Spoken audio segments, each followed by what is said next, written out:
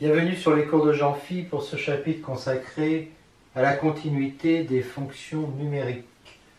Donc là, on va s'intéresser uniquement à des fonctions définies sur un intervalle i de R et à valeur dans R. Donc on dira que f de i vers R est continu en x0 appartenant à i si limite de f de x quand x tend vers x0 est égale à f de x0.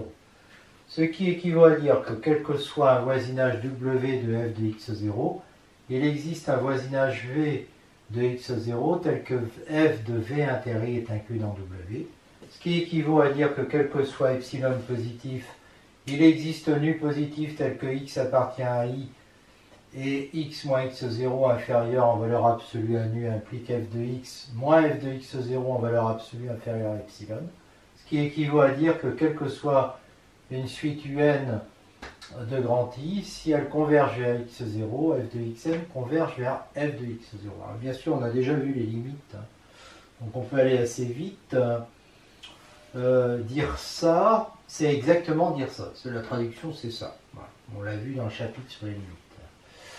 Et on a vu aussi dans ce chapitre sur les limites que si limite de f de x est égale, c'est pas grand L par exemple, quand x tend vers x0, mais ça, alors on a pour tout de suite un convergeant vers x0, f de xn qui converge vers grand L.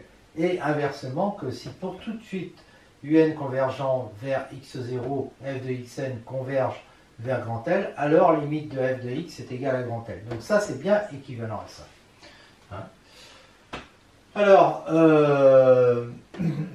pourquoi est-ce que 2 est équivalent à 3 ben, 2 implique 3 parce que si on pose y0 est égal à f de x0, on prend w qui est égal à ça, il existe un voisinage v de x0 tel que l'on met ça, ben, comme v est un voisinage de x0, il y a un intervalle comme ça qui est inclus dans v, et donc si on fait f de cet intervalle inter i, il va être inclus puisqu'on a ça, d'accord, il va être inclus dans f, dans w, il va être inclus dans w, et w, comme c'est ça, et bien ça veut dire que donc, alors traduction de ça, c'est x appartient à i et valeur absolue de x moins x0 inférieur à epsilon. Ça implique que les traductions de y appartient à w, enfin f de x, c'est que f de x moins f de x0 en valeur absolue est inférieur à epsilon. Réciproquement, bah, on prend w appartenant à v de y0, on sait qu'il y a un intervalle comme ça dans w, donc il existe nu vérifiant ça, et si je prends l'intervalle v comme ça, x appartient à v inter i, ça implique que f de x appartient à ça, et donc f de v inter i est inclus dans w, puisque cet intervalle-là est inclus dans w. Voilà. Alors maintenant, la continuité à droite, f de i vers r, x0 appartient à i, on suppose qu'il y a des réels dans i à droite de x0, d'accord, donc qu'il existe un intervalle inclus dans i, puisque i est un intervalle, hein, avec u supérieur à x0. Hein. Alors, f continue à droite en x0 si la restriction de f à x0 plus infini inter i est continue en x0. Ce qui revient à dire que quel que soit epsilon positif, il existe nu positif tel que x appartient à i et x appartient à x0, x0 plus. En fait, c'est x appartient à i maintenant et supérieur ou égal à x0 implique, d'accord, ça. Donc, il suffit d'avoir ça, hein, c'est-à-dire qu'au lieu de dire x moins x0 en valeur absolue inférieure à nu, et x appartient à i, et x appartient à ça, ça revient à dire ça, d'accord, implique f de x moins f de x0 inférieur à epsilon. Ce qui équivaut à dire que quelle que soit une suite un, eh bien un appartient à i inter, un appartenant à i inter x0 plus infini. Si elle converge vers x0, alors elle converge, f de un converge vers f de x0. Bon, voilà, là il n'y a rien à démontrer, hein, c'est la traduction de ce qu'on a dit avant, mais avec l'intervalle, cet intervalle-là. D'accord ? De la même façon, on définit la continuité à gauche, bon, bah, à condition qu'il y ait des termes qui soient inférieurs à x0, c'est-à-dire qu'on est ça. On continue à gauche, c'est la restriction de f à moins l'infini x0 intérieur est continu en x0, ce qui équivaut à dire que quel que soit epsilon positif, il existe nu positif tel que x appartient à i et x appartient à x0 moins nu x0 implique que f de x moins f de x0 est inférieur à epsilon. Ce qui équivaut à dire que pour toute suite un dont les termes sont inférieurs à x0, si un converge vers x0, f de un converge vers f du x0.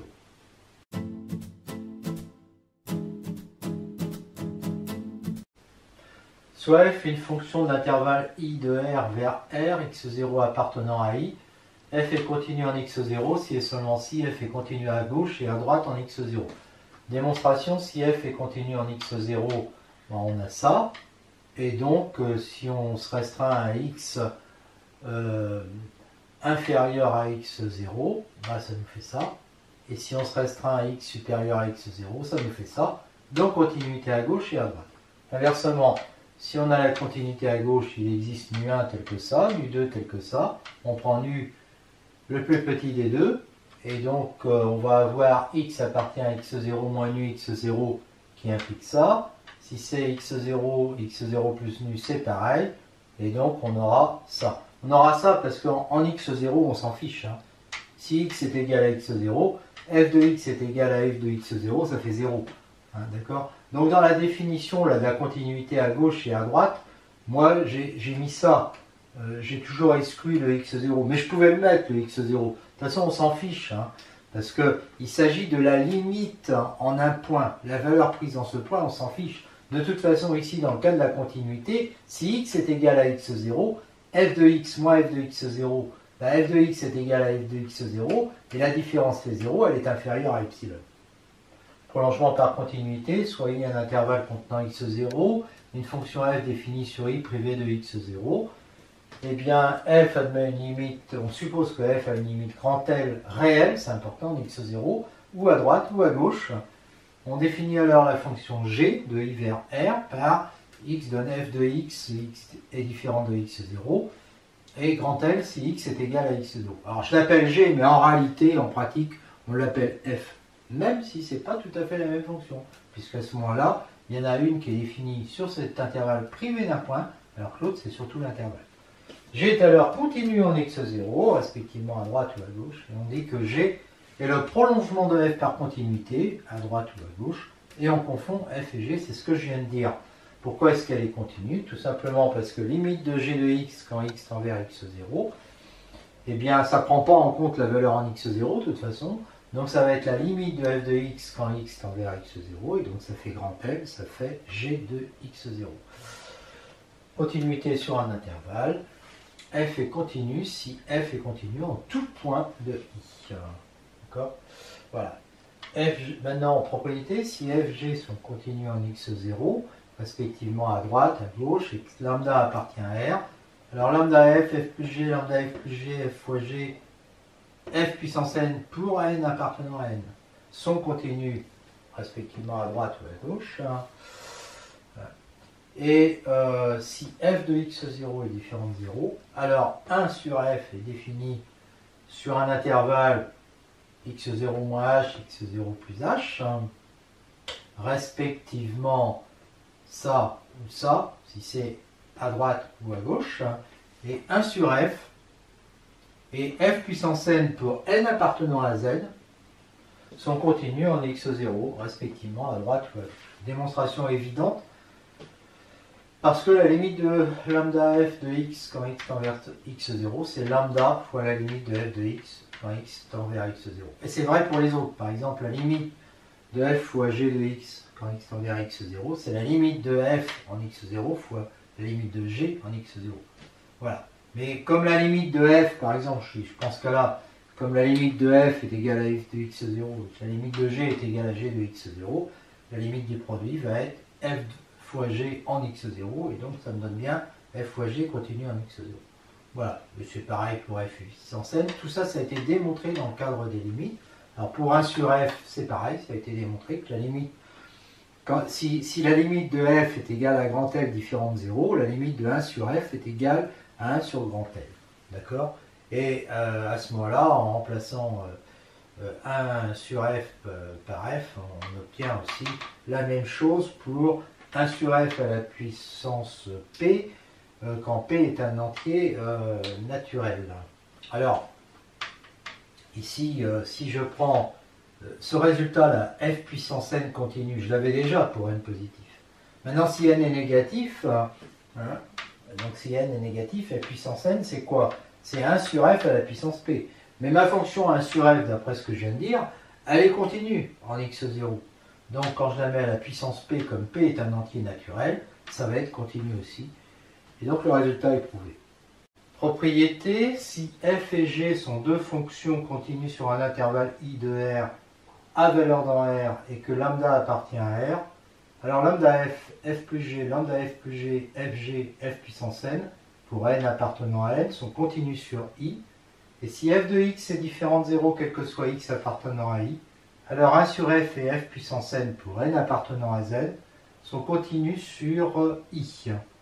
Alors, tout ça, ça a été démontré pour x0 appartenant à i.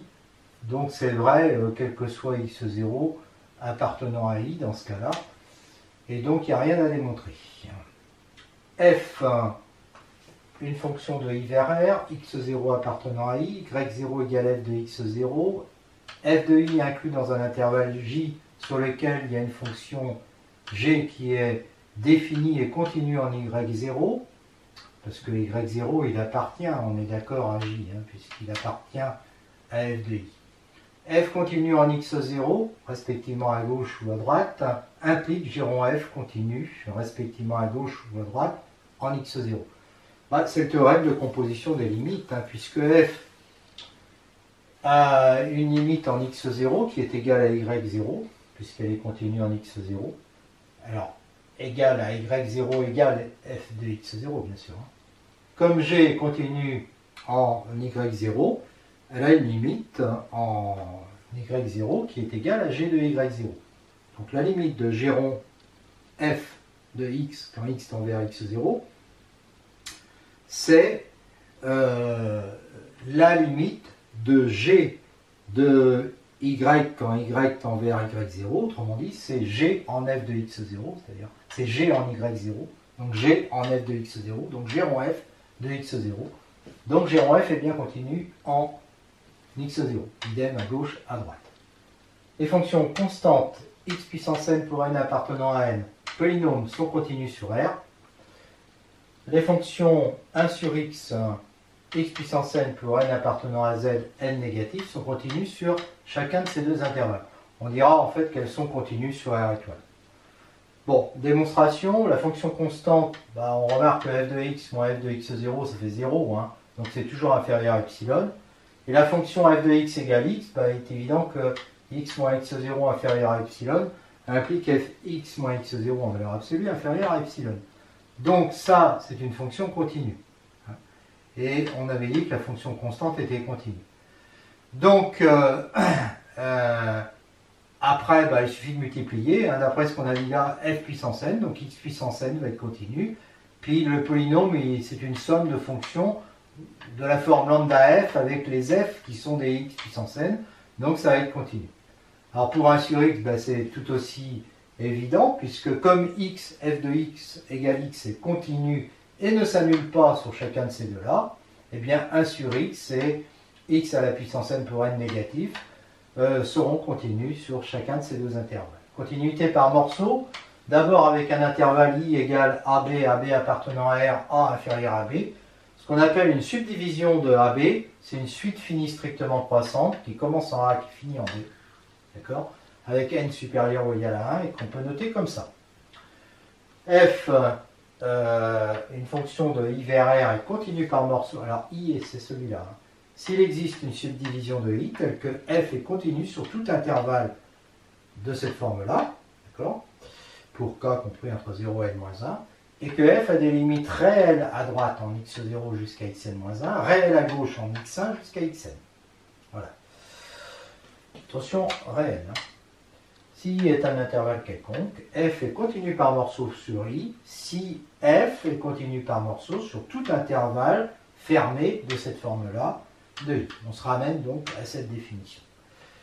Si f et g sont continus par morceau sur l'intervalle I et que lambda appartient à R, ben lambda f plus g, fg, f puissance n sont continus par morceau sur I. Pourquoi? Parce que f et g sont continus sur chacun de ces intervalles-là. Donc lambda f plus g aussi, fg aussi, f puissance n aussi. D'accord? Et puis, elles ont des limites à gauche. Alors, elles ont des limites réelles à droite sur tous ces points-là. Donc, lambda f plus g aussi, fg aussi, et f puissance n aussi. Et puis pareil pour les limites à gauche. Voilà. Enfin, une dernière remarque, si I est un intervalle de R, l'ensemble des fonctions continues sur I est un sous-espace vectoriel du R espace vectoriel des fonctions définies sur I. Ça, on sait que c'est un espace vectoriel. Si on prend deux fonctions f et g, un réel lambda, lambda f plus g, est une fonction définie sur I. Alors, pour les fonctions continues, 0 par exemple est une fonction continue, c'est un élément neutre, hein, c'est un ensemble non vide, hein, x donne 0. Et puis évidemment, si f et g appartiennent à cet ensemble-là, on a vu que lambda f plus g appartenait à cet ensemble. Donc on a bien un sous-espace vectoriel. Et on a la même chose avec l'ensemble des fonctions continues par morceaux sur l'intervalle I, puisqu'on a vu que lambda f plus g était aussi une fonction continue par morceaux sur I. Donc là, c'est aussi un sous-espace vectoriel du R espace des fonctions définies sur I.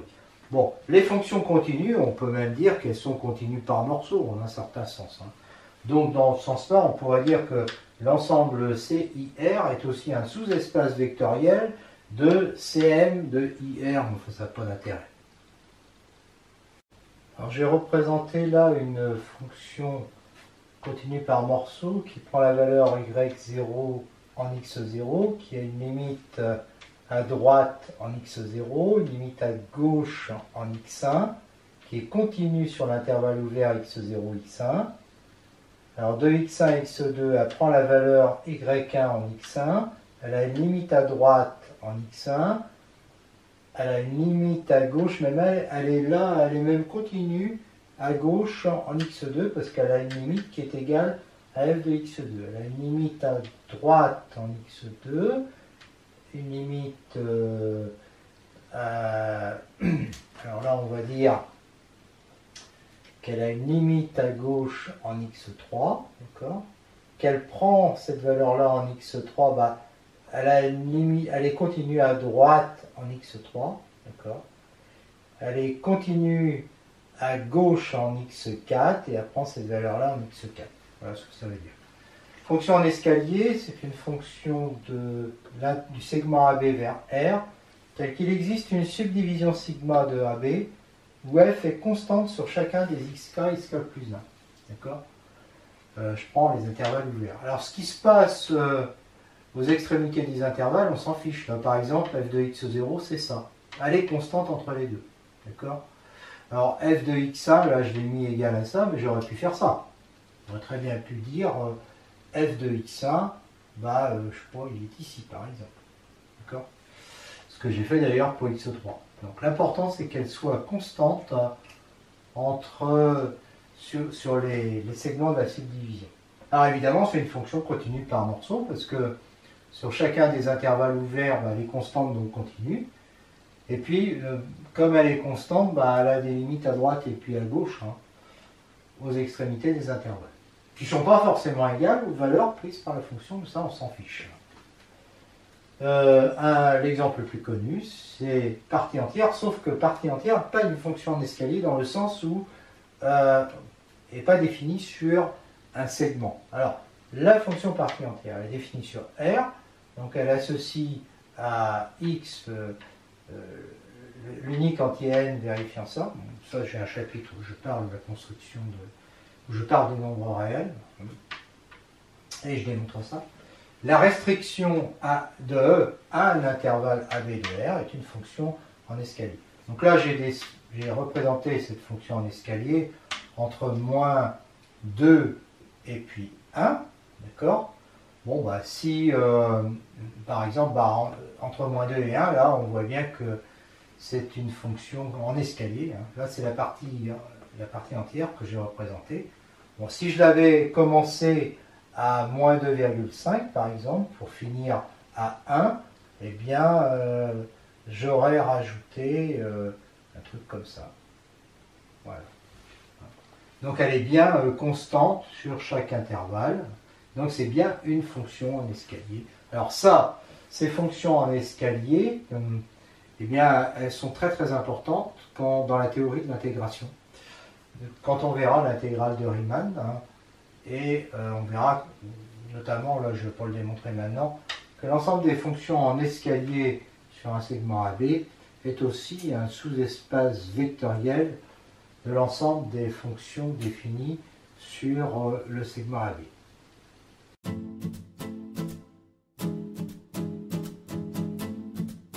Alors, avant de commencer par ça, je vais commencer par une propriété que j'utiliserai ici, et puis aussi un exemple une autre propriété que j'utilise ici. La fonction valeur absolue de x est continue sur R.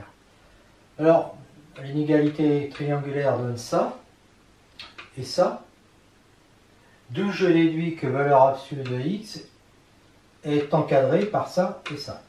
D'accord ? Le premier, je l'ai grâce à ça, et le deuxième, grâce à ça. D'où je déduis que valeur absolue de x moins valeur absolue de a est inférieure ou égale à valeur absolue de x moins a. Alors, en fait, ça revient à dire que la fonction f de x est lipschitzienne de rapport 1, et donc elle est tout naturellement continue. Donc, mais si on ne connaît pas les fonctions lipschitziennes, on va dire que pour a appartenant à R, si je prends epsilon positif, ça, x, valeur absolue de x moins 1 inférieure à epsilon, comme on a ça, ça implique que valeur absolue de f de x moins f de a est inférieure ou égale à valeur absolue de x moins 1, donc à epsilon. Donc en fait, je prends nu égale epsilon, et j'en déduis que f est continue en A. Quel que soit A appartenant à R, donc la fonction valeur absolue de x est continue sur R.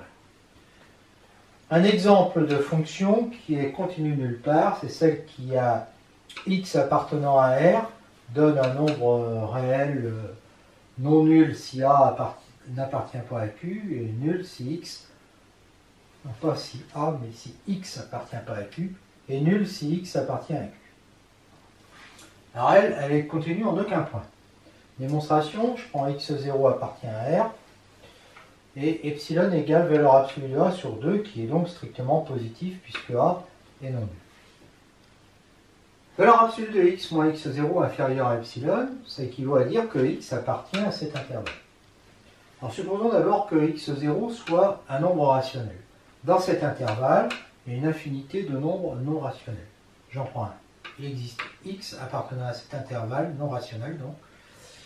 Et si je prends f de x moins f de x0, eh bien, x est irrationnel, donc f de x est égal à a, d'accord?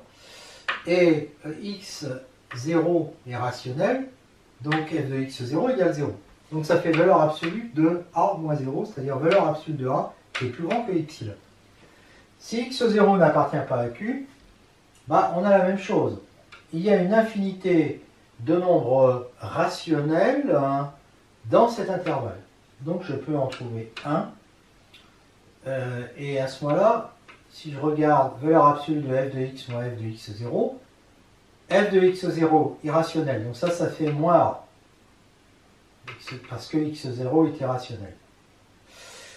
Mais par contre, x est rationnel, donc f de x fait 0. Donc là aussi, j'ai valeur absolue de a supérieure à epsilon. Donc en fait, je peux choisir n'importe quel nul positif. Je peux toujours trouver x appartenant à R, tel que valeur absolue de f de x moins f de x0 soit supérieure à epsilon. Donc f n'est pas continu en x0, que x0 soit rationnel ou pas.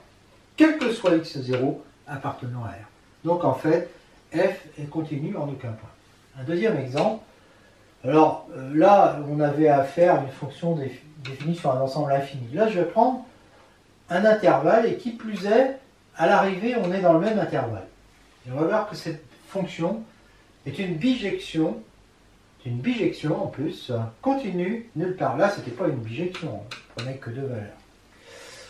Eh bien, cette fonction, je la définis par f de x égale x quand x est un nombre rationnel de 0, 1, et sinon par x plus 1,5 moins partie entière de x plus 1,5 quand x est un irrationnel de 0. Alors, si x n'est pas rationnel, x, il y a deux cas. Soit il est entre 0 et 1,5, soit il est entre 1,5 et 1. S'il est entre 0 et 1,5, eh bien, x est donc entre 0 et 1,5, donc x plus 1,5 est entre 1,5 et 1. Et sa partie entière est donc égale à 0. D'accord? Donc f de x est égal, parce que x en plus est irrationnel. J'ai dit que là je suis dans le premier cas. D'accord? Donc sa partie, donc f de x va être égal à x plus 1,5, d'accord? Moins e de x plus 1,5 qui vaut 0, donc ça fera x plus 1,5. Et comme x est irrationnel, x plus 1,5 est irrationnel aussi. On obtient, voilà. Et comme il est entre 0 et 1,5, ce sera entre 1,5 et 1. Donc il appartient à cet intervalle. Maintenant, s'il est irrationnel et qu'il appartient à celui-là, x plus 1,5 va être entre 1,5 et 3,5, sa partie entière va être égale à 1. Et donc quand je fais ça moins ça revient en V1, donc ça fait x moins 1,5.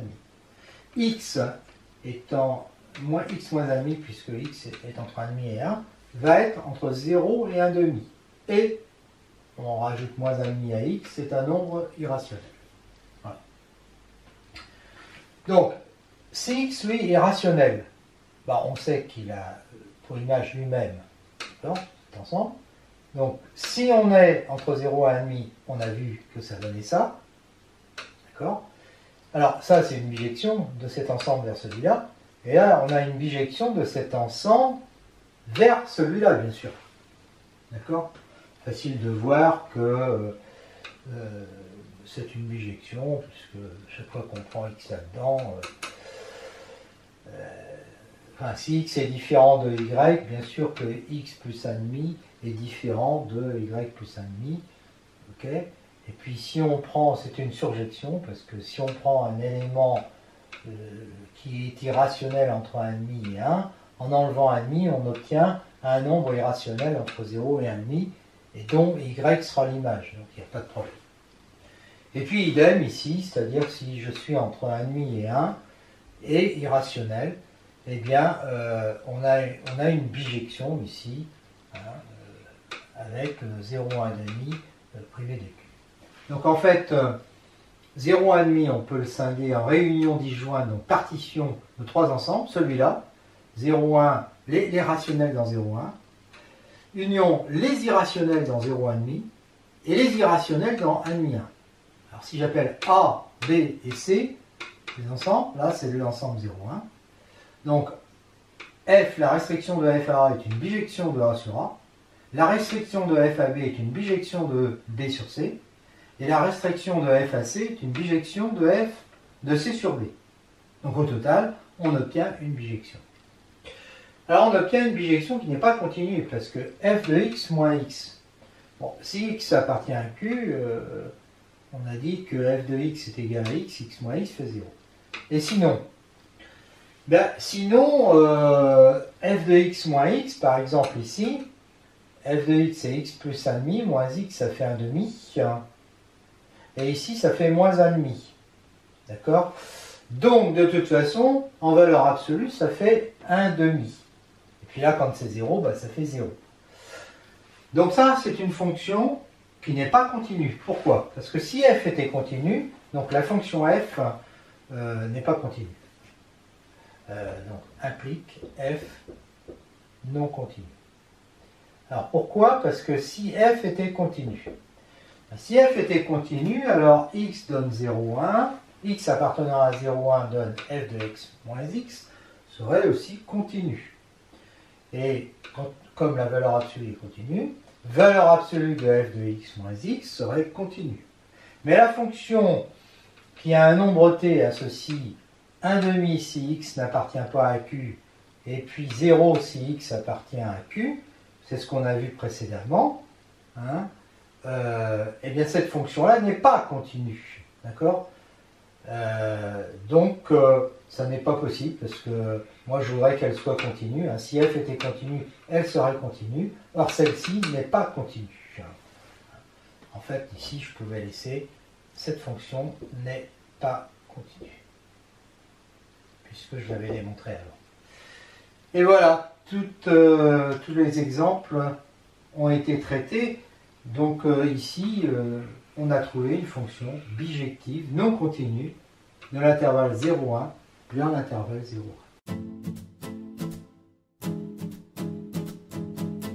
Propriété. Si f et g sont deux fonctions continues, la fonction sub de fg, qui est définie par ax appartenant à i, j'appelle h cette fonction, j'associe le plus grand des non-nombres f de x, g de x, est continue. Démonstration. Si a appartient à i, premier cas, f de a est inférieur à g de a.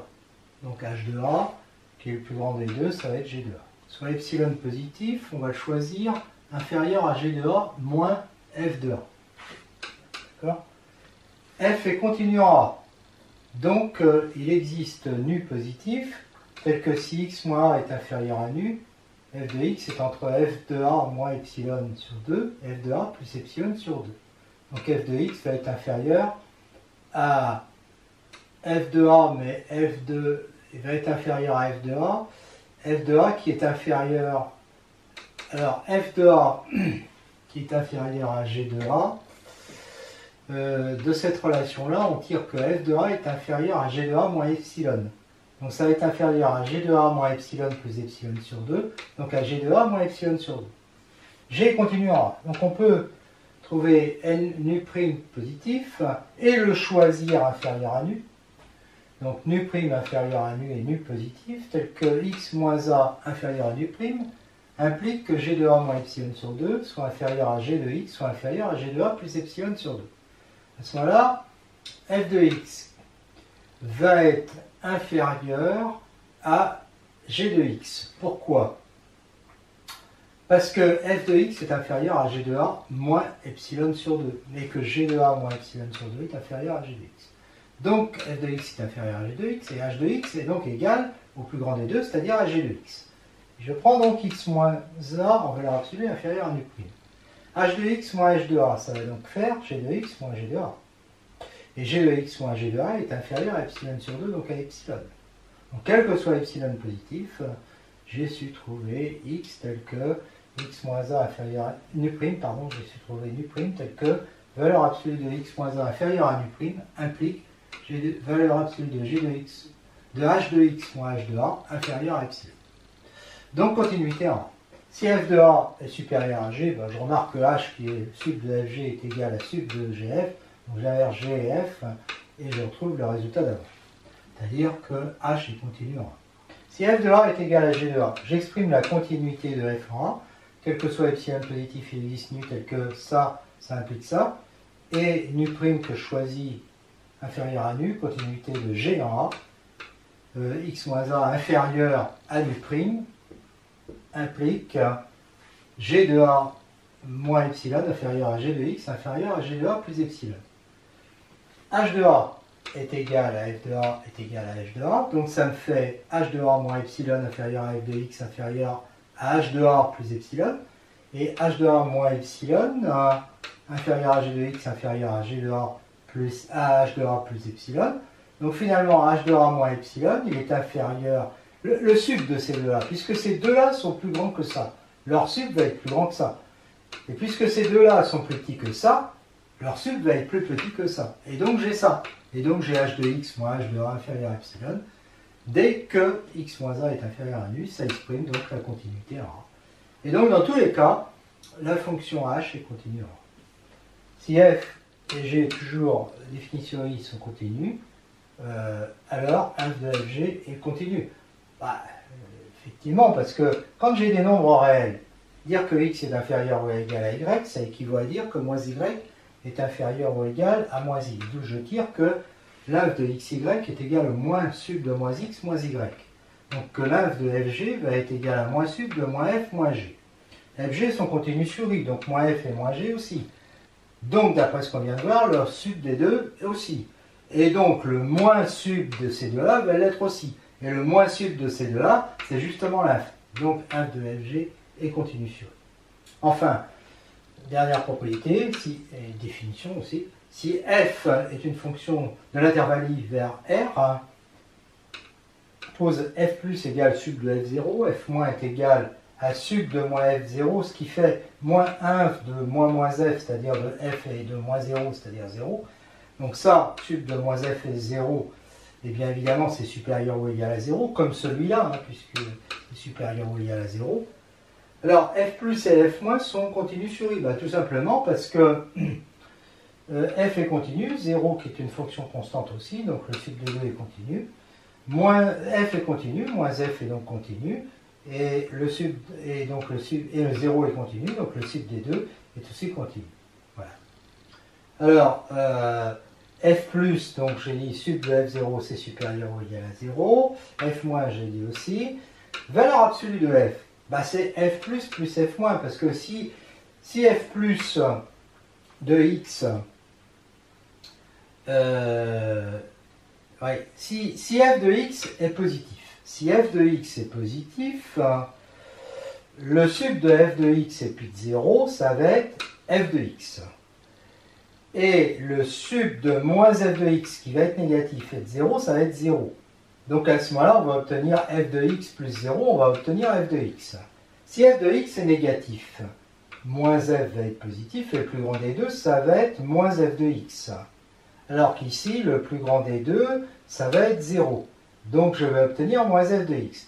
Donc en fait, j'obtiens exactement la valeur absolue de f, puisque f plus f moins, ça fait f si f est positif, et ça fait f de x si f de x est supérieur ou égal à 0, et ça fait moins f de x si f de x est inférieur ou égal à 0. Donc j'ai ça. D'accord? Et puis, par le même raisonnement, j'ai ça. Quand je fais f plus moins f moins, eh bien, ça me donne toujours f. Si f de x est supérieur ou égal à 0, eh bien, j'ai dit que f plus est égal à f de x, et puis ça vaut 0, f de x moins 0. Et puis, si f de x est négatif, ça va faire 0 moins f de x, et donc j'obtiens f de x. Voilà. Et de ça, en additionnant les deux, j'obtiens facilement que f plus égale f plus valeur absolue de f sur 2. Et j'obtiens facilement que f moins est égal à valeur absolue de f moins f sur 2. D'où je retrouve d'ailleurs que f plus est continu, puisque f et valeur absolue de f le sont. Et oui, puisque valeur absolue de f, je compose f qui est continu avec valeur absolue qui est continue. Et puis là, pareil, valeur absolue de f est continue, moins f aussi, je retrouve que f moins est continu.